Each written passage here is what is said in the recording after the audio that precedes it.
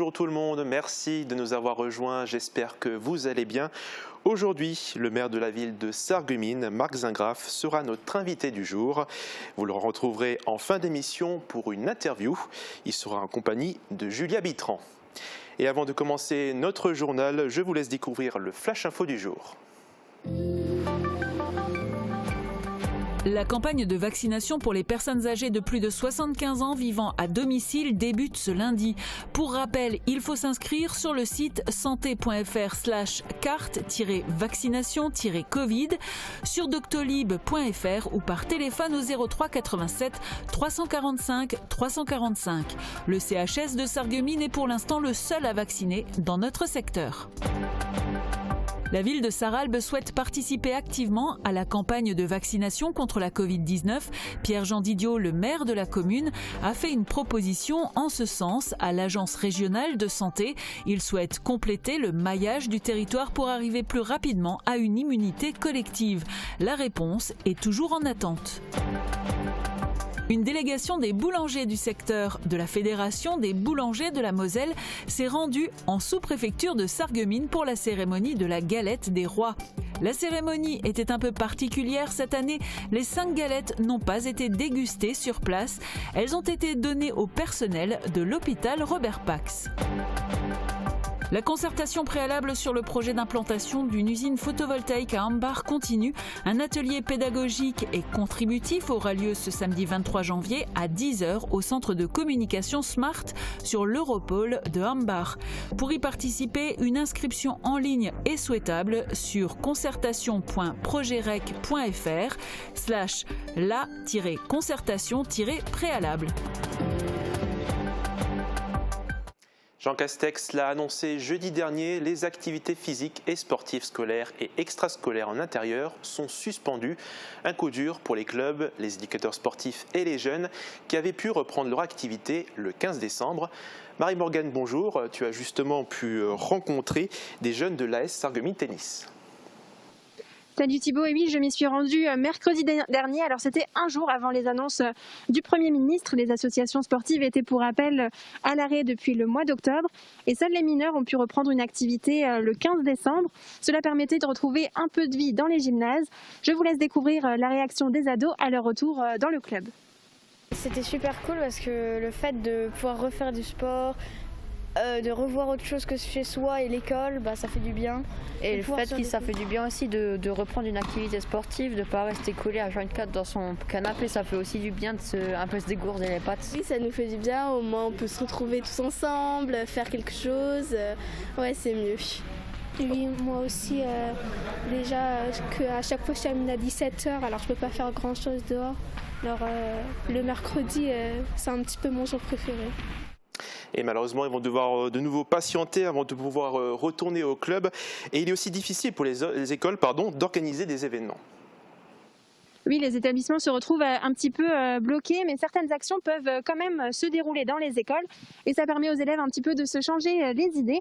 Comme ce matin, à l'école élémentaire de Roulin, toute la matinée, une classe de CM1, CM2 a suivi un cours théorique axé sur la sécurité routière. Je vous laisse découvrir le reportage un petit peu plus tard. Merci Marie-Morgane et merci à David qui t'accompagne au cadre. 6,4 millions, c'est le nombre désormais de personnes éligibles à la vaccination en France. À Sarreguemines justement, avec l'ouverture de la prise de rendez-vous vendredi, les personnes de plus de 75 ans ont pu se faire administrer le vaccin. C'est également le cas de Gérard et Rosemarie que nous avons suivis ce matin.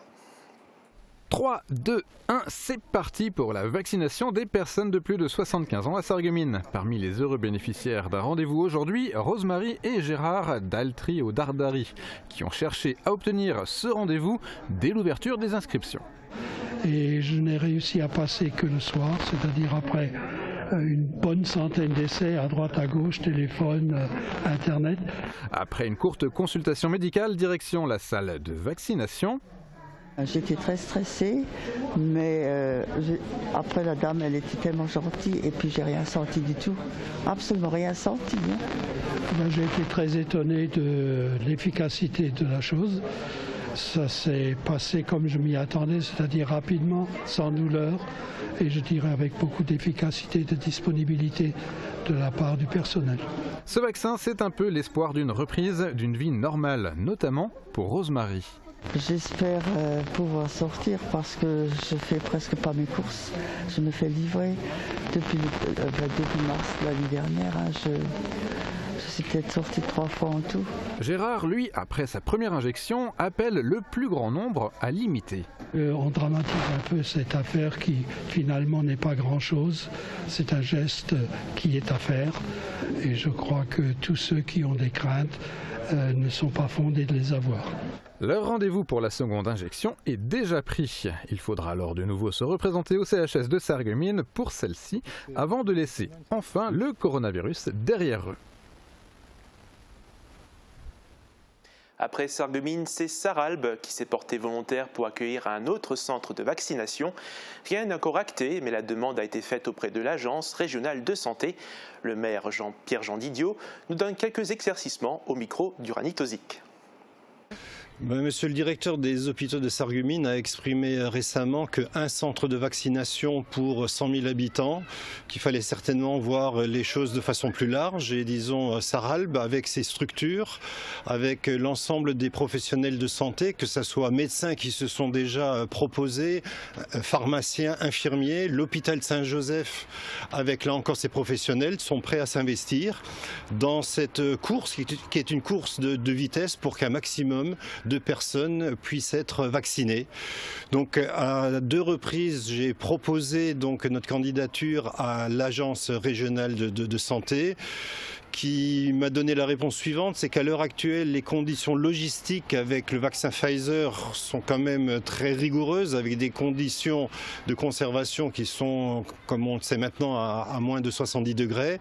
Et au fur et à mesure que d'autres vaccins viendront sur le marché, avec des conditions qui seront plus faciles pour qu'ils soient répartis sur le territoire, à ce moment-là, ils pensent à partir de fin mars ou le mois d'avril, on pourrait éventuellement envisager d'autres centres de vaccination, ce qui permettrait effectivement sur notre territoire d'être plus rapide, plus efficace et surtout aussi plus près de nos concitoyens. Parce que quand je parle de notre territoire, je parle de Sarralbe et de l'ensemble de l'arrière-pays qui va très loin, jusqu'à Saint-Jean-Rohrbach par exemple. Voilà, donc nous sommes prêts à nous engager avec tous les professionnels de santé et en mettant tous les moyens à disposition pour que cette vaccination soit le plus rapide et le plus efficace possible. Et si le centre doit voir le jour, il sera implanté au cœur du complexe sportif de la commune. C'est une tradition qui s'est maintenue. Plusieurs galettes des rois ont été remises à la sous-préfecture par une délégation des boulangers du secteur de la Fédération des boulangers de la Moselle. Mais avec la crise sanitaire, la cérémonie était un peu particulière. Aucune part découpée et aucun roi célébré. La dégustation était interdite durant la cérémonie de la galette des rois en raison du contexte sanitaire. La tradition a été respectée, mais elle s'est déroulée en comité réduit. Une délégation des boulangers du secteur a été reçue par le sous-préfet Christophe Salin, accompagné de la députée Nicole Triss. L'artisan boulanger-pâtissier, Julien Frelich, a alerté les représentants de l'État sur la situation de la profession impactée par la crise. Il a exprimé des doutes sur les perspectives d'avenir et a partagé les inquiétudes et les difficultés du métier. Une année 2020 difficile, mais les meilleurs vœux ont été présentés pour l'année 2021. Et rassurez-vous, les 5 galettes n'ont pas été jetées. Cette année, elles sont synonymes de solidarité. Elles ont été données au personnel soignant de l'hôpital Robert Pax de Sarreguemines. Touchés mais pas coulés, s'ils sont affectés par le retrait de la communauté de communes du Pays de Bitche, les membres de l'ancien conseil de développement entendent bien poursuivre leur action, mais juste en se limitant au seul territoire de la Casque. C'est un reportage de Guillaume Dumonteil. C'était le 16 décembre dernier. À l'occasion d'un conseil communautaire, la CCPB, la communauté de communes du Pays de Bitche, décidait de quitter le conseil de développement de l'arrondissement de Sarreguemines-Bitche, une instance constituée de citoyens bénévoles qui a vocation à participer à l'élaboration de projets des collectivités et qui propose la mise en œuvre d'opérations en faveur du développement et de l'animation du territoire. Les actions du futur conseil de développement seront adaptées en conséquence. Les projets vont être repensés à hauteur du pays de Sarreguemines et non plus à hauteur de l'arrondissement Sarreguemines-Bitche. C'est vraiment dommage parce que la richesse du territoire, c'est justement la complémentarité des deux pays, Sarreguemines-Bitche. Si la CCPB avait décidé de se retirer plus tôt, le jeu du pays de Sarreguemines-Bitche aurait été amputé de moitié. Il n'aurait pas pris en compte le pays de Bitche et se serait uniquement intéressé aux communes de la Casque, ce qui sera désormais le cas pour les projets actuellement en cours qui seront repris et repensés. Il y avait un atelier autour de parcours pour des vélos à assistance électrique. Il y avait un atelier aussi pour un dispositif d'accompagnement aux aidants, aux personnes en situation de handicap. Il y a aussi il y a un gros travail sur le bilinguisme. On était en train de réfléchir à la mise en place d'un concours en direction de la jeunesse sur la fierté d'être frontalier, etc., etc. Depuis 2017, la CCPB participait au conseil de développement de façon mutualisée avec la Casque, la communauté d'agglomération Sarreguemines-Confluence. La CCPB avait le droit de quitter le conseil de développement car le dit conseil n'est obligatoire que pour des intercommunalités de plus de 50 000 habitants, ce qui est le cas de la Casque, mais pas celui de la CCPB. Actuellement, il n'y a pas de conseil de développement. Suite aux élections de l'année dernière, il faut renouveler les instances. On attend les 2 décisions de la communauté d'agglomération. 1. La composition et 2, la structure administrative qui portera le conseil de développement. Il faut voir si ça sera le syndicat mixte, mais c'est peu probable parce que ce n'est pas cohérent, ou la communauté d'agglomération de Sarreguemines. Des membres du conseil de développement ont décidé de quitter cette instance car ils n'arrivaient pas à se dégager du temps pour participer aux assemblées et aux ateliers. Les autres souhaitent continuer l'aventure pour découvrir davantage le territoire et participer à son développement et à son animation. Le paradoxe, c'est que parmi ces personnes se trouvent des habitants du Pays de Bitche qui veulent poursuivre bien que la CCPB ait décidé de ne plus faire partie du conseil de développement. C'est le cas notamment de l'ancienne présidente Florence Soriano-Gaffiuk. Il a été annulé l'année dernière en raison de la crise sanitaire. Le challenge interécole de la piste d'éducation routière se remet en selle. Ce matin, une classe de l'école élémentaire de Roulin a suivi un atelier théorique. C'est un reportage de Marie-Borgade Lorenz, David Orès et Baptiste Anzé. Donc maintenant, je vous ai présenté les 3 grandes catégories de panneaux du code de la route. Donc, interdiction des panneaux triangulaires au bord rouge. Yvon Thiriot est gendarme à la retraite. Il est présent ce matin à Roulin pour dispenser l'atelier théorique du challenge de la piste d'éducation routière. Une opération proposée par la communauté d'agglomération Sarreguemines-Confluence depuis plusieurs années. Elle est menée en partenariat avec la prévention routière, la police nationale, la gendarmerie et l'éducation nationale.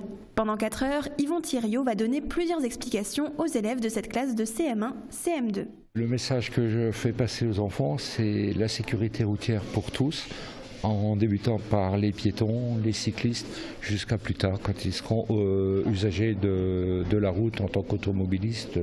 Voilà. Ce challenge interécole concerne plus de 1000 élèves de l'agglo scolarisés en CM2.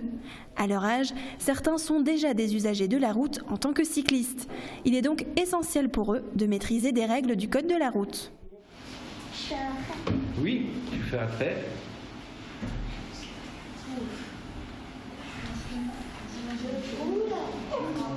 Est-ce que tout le monde est d'accord? On a appris les panneaux, comment on devait les respecter et tout ça, ce qu'ils indiquent et comment s'y prendre un rond-point quand on est en vélo. Et puis on a aussi appris qu'il fallait faire attention, toujours porter un casque quand on fait du vélo et la protection. À la fin du cours théorique, la classe passe un test écrit. Un questionnaire sur 30 points. Donc en gros, c'est la synthèse de tout ce qu'on aura vu au cours de la matinée. Au printemps, tous les élèves devraient participer à une épreuve pratique et de maniabilité notée également. Les élèves obtenant les meilleurs résultats au test écrit et à la pratique participeront à la finale départementale. Et on retrouve à présent Marie-Morgane qui s'est entretenue avec la directrice de l'école élémentaire de Roulin. Mireille Grève, bonjour. Bonjour. Alors, on vient de voir vos élèves très concentrés pour ce challenge. Selon vous, c'est important de les sensibiliser dès leur plus jeune âge à la sécurité routière? Oui, je pense que c'est très important de les sensibiliser surtout aux dangers de la route. Et je pense que c'est très bien qu'il y ait un intervenant extérieur qui vienne leur donner ce discours aussi, en plus du discours de l'enseignant. D'un point de vue pédagogique, qu'est-ce que ça leur apporte? C'est quelqu'un d'autre qui dit le même discours et avec d'autres moyens technologiques aussi, et quelqu'un qui a du vécu en plus sur le terrain, donc je pense que c'est vraiment important, ça a plus d'impact sur les enfants. Et comment vous les avez sentis? Est-ce qu'ils étaient impliqués ce matin? Est-ce qu'ils répondaient aux questions, etc.? Oui, au début ils étaient un peu timides, un peu impressionnés, mais après je pense qu'ils ont bien participé et je vois surtout certains élèves qui d'habitude répondent peu, ils ont vraiment bien participé aujourd'hui. Ils sont motivés aussi peut-être par l'aspect challenge? Oui, je pense aussi, et je pense que même le vélo c'est quelque chose qui les motive beaucoup. Ok, très bien, merci beaucoup. De rien. C'est l'heure des prévisions météo, mais ne bougez pas, nous nous retrouverons après pour la suite du programme. Et je vous laisserai pour la fin d'émission avec l'interview du maire de la ville de Sarreguemines, Marc Zingraff. A tout de suite. La météo vous est présentée par le Crédit Mutuel. Une banque qui appartient à ses clients, ça change tout. Couverture, crépissage, peinture et isolation. Avec Moder Habitat, votre maison sera belle et confortable par tous les temps.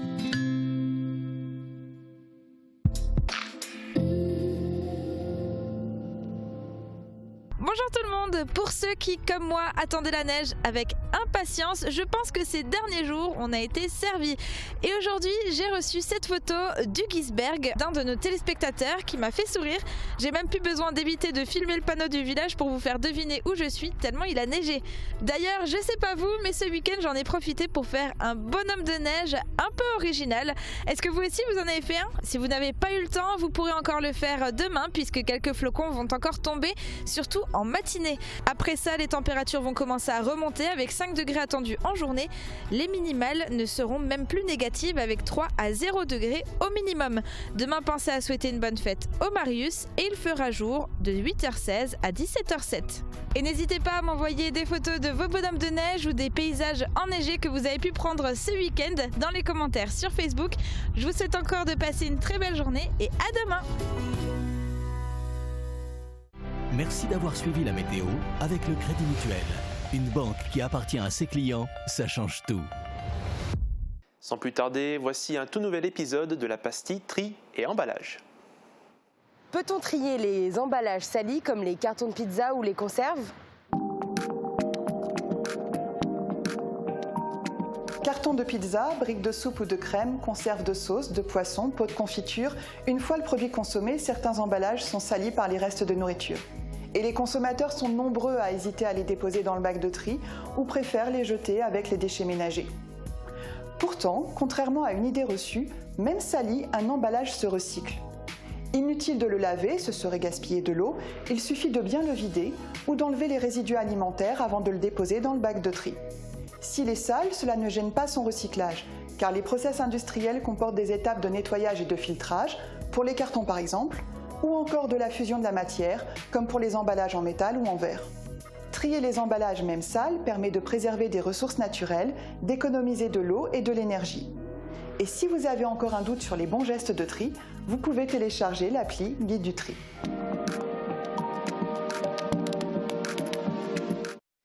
Moi, je vous laisse ici. Vous allez tout de suite retrouver Julia en compagnie du maire de la ville de Sarreguemines, Marc Zingraff. Prenez soin de vous.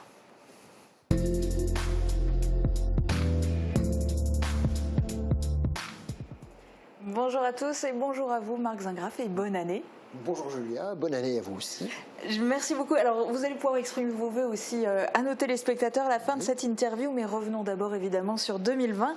Ça a été l'année de votre élection en tant que maire de Sarreguemines, mais dans un contexte bien particulier. J'ai été gâté. Oui. Qu'est-ce que vous retenez de cette année qui vient de s'écouler? Bien, je retiens tout ce qui est lié aux élections, évidemment, à leur issue heureuse, à toutes ces étapes qui néanmoins n'ont pas été festives, puisque de suite nous sommes entrés dans ce qui concernait le Covid, et ça a été le branle-bas de combat immédiat dans les semaines qui ont suivi, et nous n'en sommes toujours pas sortis. Oui, c'est une année très particulière. Alors 2020, ça va être du coup votre première année complète en tant que maire de Sarreguemines. Le plus gros dossier, c'est sans aucun doute Action Cœur de Ville. Quelles vont être les avancées cette année? De quoi est-on sûr? Alors il y a des avancées qui vont être visibles très prochainement, puisqu'au plus tard à la fin mars, les 2 tours de la rue des Sapins ou de Nancy devraient tomber. J'ai signé en ce sens. Globalement, moi j'en suis certain, c'est comme ça que ça va se passer. Et puis il y a ce qui sera très visible rapidement également, c'est ce qui se passe du côté du Carré Louvain. Leclerc devrait démarrer autour de Pâques, à peu près. Et puis vous avez remarqué que ces derniers temps, notre concessionnaire, la SEBL, auditionne, reçoit, fait visiter les porteurs de projets pour les cellules qui concernent la partie avant de la galerie. Sont également prévus un certain nombre de travaux d'aménagement, d'amélioration de ces lieux sur le plan architectural ou en ce qui concerne l'aménagement. Alors justement, vous parlez du Carré Louvain parce que évidemment vous donnez la priorité au centre-ville et au commerce. Le Carré Louvain spécifiquement peut-il redevenir le poumon de Sarreguemines? Pourquoi ça serait différent cette fois-ci? Écoutez, on va s'y appliquer. D'abord, on a pu remarquer que la médiathèque garde toutes ses capacités d'attraction, elle est dynamique, elle continue à l'être, elle va continuer à l'être. Je crois que Leclerc sera une locomotive intéressante pour ce site, dans la pluralité de ce qu'il va proposer. Il est important aussi, et c'est le souci de la SEBL, et c'est son objectif, de multiplier les adresses, la diversité aussi de ces adresses en termes d'attractivité dans la ville. Et il faudra aussi travailler l'ouverture de cette galerie sur la rue Sainte-Croix, parce que quand on passe dans la rue Sainte-Croix, l'entrée dans cette galerie est encore trop confidentielle, n'est pas assez visible, tout le monde en est d'accord, et il faudra amener un certain nombre d'améliorations de ce point de vue-là. Donc une avancée par exemple sur la zone piétonne, mais là où il y a le plus de doutes, c'est par rapport aux différentes cellules commerciales, parce qu'elles sont devenues vides les unes après les autres, il n'y a plus que 3 commerces en place, et alors cette fois-ci il y a un loyer cible, mais un loyer cible à 185 € du mètre carré. Moi j'ai fait le calcul, concrètement pour une petite cellule de 50 mètres carrés, ce qui est le cas au Carré Louvain, c'est pas grand et ça va être le cas de la majorité des cellules, ça revient à 9 250 € de loyer par mois, ça paraît énorme. Alors, il faut voir. Globalement, ce sont des calculs assez théoriques. La raison, d'abord, un principe, c'est de travailler globalement. Il ne s'agit pas de reproduire quelque chose qui a déjà existé, mais justement, à travers les différentes offres qui sont faites, les différentes possibilités, les différentes implantations qui auront lieu, de pouvoir jouer. Parce que là, on est sur une moyenne. Il y a ce que certains peuvent se permettre, c'est un peu plus, d'autres peuvent se permettre un petit peu moins. La SEBL va devoir trouver la meilleure manière pour que les choses soient réalisables, effectivement. Alors pour 2021, quels sont les autres projets, les grands projets structurants, porteurs ou que vous voudriez particulièrement évoquer ? Oui, alors il y a toujours en relation avec Action Cœur de Ville à poursuivre la concertation avec les commerçants, avec tous ceux qui sont concernés par la place du marché, tout ce qui tourne autour de la place du marché. Là, c'est beaucoup plus compliqué parce qu'on est lié à la question du Covid dans laquelle nous nous trouvons encore. Il ne s'agit pas d'embêter, encore une fois, au moment de la reprise, d'une reprise prochaine, les restaurateurs, les commerçants. Voilà, donc il y a un gros travail qui est fait actuellement sur le terrain par le manager de centre-ville, par l'adjoint concerné, Sébastien Young, pour qu'on puisse déterminer quel sera le bon moment pour faire des travaux, que ce soit cette année ou que ce soit l'année d'après, en fonction de ce qui va s'exprimer. Il y a également un travail qui aboutit cette année, puisqu'on a eu une aide de l'État sur un dossier de signalétique dynamique, c'est-à-dire que des panneaux indicateurs avec écran renseigneront les automobilistes en matière de stationnement, d'orientation vers les différents parkings. C'est très attendu parce que ça mettra de l'ordre dans la question du stationnement. Ça donnera aussi à connaître mieux le parking du Carré Louvain, parce que ça aussi c'est un élément fort du Carré Louvain qu'on n'utilise pas toujours à sa pleine mesure. Autre projet a priori structurant, il y a le réseau de chaleur. Alors ça a surtout une conception écologique, économique. Oui, alors il ne faut pas oublier que le réseau de chaleur, d'abord, est résolument tourné vers un avenir qui prend davantage en compte la responsabilité écologique, l'éco-responsabilité. Ça suppose néanmoins qu'on passe à travers un certain nombre de travaux. Il y en a encore à hauteur de 400 000 à peu près cette année, avec des désagréments. Il faut gérer des chantiers qui sont quelque peu invasifs quelquefois, ce qu'on essaye de surveiller, mais il faudra passer par là. Ce qui nous amène aussi à refaire de la voirie. On va refaire de la voirie, une certaine quantité de voirie cette année, également dans les quartiers, je pense à Folperswiller, la rue du Beau-Site par exemple. Voilà, donc... Neunkirch aussi, qui est en plein réaménagement. Voilà, Neunkirch, il reste pour à peu près 400 000 € également à continuer. Ça m'amène à rappeler aussi qu'il y a des chantiers qui se perpétuent, qui continuent cette année. Il y a également l'école de la Cité. L'école de la Cité, on est encore à 950 000 € à réaliser cette année pour faire de cette école quelque chose de remarquable. Il y a un énorme chantier que beaucoup ont hâte de voir démarrer, c'est sur le site des anciennes faïenceries. Quel est l'avenir? Parce que vous entretenez le mystère depuis pas mal de temps. Vous en êtes où des réflexions? Alors évidemment, ce chantier a été préparé longtemps. Il y a eu de nombreuses années de discussion. Là, on en est à la démarche qui nous conduira à réaliser les différentes étapes, les différents travaux dans le cadre de la mise en place d'une ZAC, une zone d'aménagement concerté. Nous sommes dans les starting blocks, là aussi, pour approcher maintenant les différents projets, pour y mettre bon ordre. Vous savez qu'on a quelques principes qui sont déjà intégrés dans la question. Casino ou pas casino? C'est ce qui concerne d'abord déjà la forêt, puisque on parlait d'éco-responsabilité tout à l'heure. Il est important qu'il y ait de la forêt et nous la conserverons. Alors casino ou pas casino, vous savez que le dossier, bien sûr, est au ministère depuis un moment. Dans un contexte Covid, là aussi, c'est pas forcément évident. Mais il y a beaucoup d'autres projets encore qui sont intéressés ou qui se bousculent à la porte de ce périmètre. Et il faudra cette année proposer quelque chose qui soit cohérent dans l'ensemble de ce dossier. Alors, par la force des choses, vous prononcez souvent le mot Covid.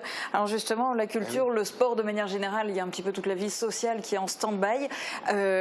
Qu'est-ce que vous proposez? Quelles sont vos pistes de réflexion par rapport à ça? Alors d'abord, j'ai soutenu récemment la culture. J'ai écrit à Madame la Ministre, à Roselyne Bachelot, il y a peu. Je n'ai pas encore eu de réponse à ce jour, mais pour soutenir la culture qui effectivement vit une période extrêmement difficile. Je parlais tout à l'heure des commerçants et de tous les acteurs du centre-ville, mais il ne faut pas oublier le combat qui est mené par toutes les entités de la culture, à juste titre. Il en est de même pour le sport, puisque les dernières nouvelles nous apprennent évidemment que le sport qu'on pensait parti dans la bonne direction, eh bien, va de nouveau devoir se restreindre. C'est difficile, parce que la culture, le sport, finalement, ça nous amène à contraindre le moral des Français. C'est le moral des Français qui a besoin qu'on se retrouve, qui a besoin qu'on se retrouve aux terrasses des cafés, qui a besoin qu'on se réunisse, qui a besoin de convivialité, qui a besoin des salles de spectacle. Quand je vois des grandes salles avec les sièges vides, les cinémas sans public, enfin voilà, je veux dire, ça fait mal au cœur et ça fait mal à la santé des Français aussi. En deux mots, parce qu'on a très peu de temps, vous avez beaucoup évoqué des projets de la ville. Il n'y a pas seulement ce que fait la ville directement, il y a des choses qui sont aussi en partenariat avec la Casques, et il y a aussi le rôle de la ville d'accompagnateur de projets privés. Oui, alors nous accompagnons bien sûr très souvent, et c'est aussi notre vocation, les projets privés, parce que la ville ne peut pas faire tout toute seule. Donc il y a un certain nombre de projets en ce qui concerne l'ancien hôpital, l'hôpital du Parc, en ce qui concerne le prieuré, par exemple à Neunkirch. Ce sont des projets que nous allons suivre, la CESA aussi, autour de la CESA, de plus près, participer, amener des éléments de facilitation, voilà. J'ai une question maintenant, la question va être plus longue que la réponse, je vous demande juste un chiffre. Les rumeurs vous donnent toutes parties prenantes dans les prochaines élections régionales. Le seul doute qui plane, c'est en combienième position sur la liste ? Écoutez, moi je vais vous faire une réponse de Normand, j'aime beaucoup la Normandie. Je veux dire, voilà, la question de la région est extrêmement importante. Je crois que notre territoire doit être représenté absolument activement au niveau régional, comme il doit l'être au niveau départemental. Nous ne saurons donc pas manquer ce rendez-vous d'une manière ou d'une autre. Donc puisque c'est une réponse de Normand, je vous propose de vous adresser plus directement aux téléspectateurs. Vous avez 20 secondes pour leur souhaiter une bonne année. Oui, alors une bonne année, d'abord pour des vœux de santé en raison du contexte, et il ne faut pas abandonner d'abord les principes de précaution et puis puis malgré tout rester actif d'une manière différente, mais rester actif. Mes voeux de sérénité, parce que c'est le moral aujourd'hui qui est le nerf de la guerre. Il faut absolument garder le moral pour pouvoir être résilient, c'est-à-dire rebondir dans la difficulté et terminer en disant qu'il faut le vœu de réussite aussi parce que nous avons des projets. Et on va être obligé de s'arrêter là. Voilà. Je suis désolée. Très bonne journée à tous. À demain. Merci beaucoup.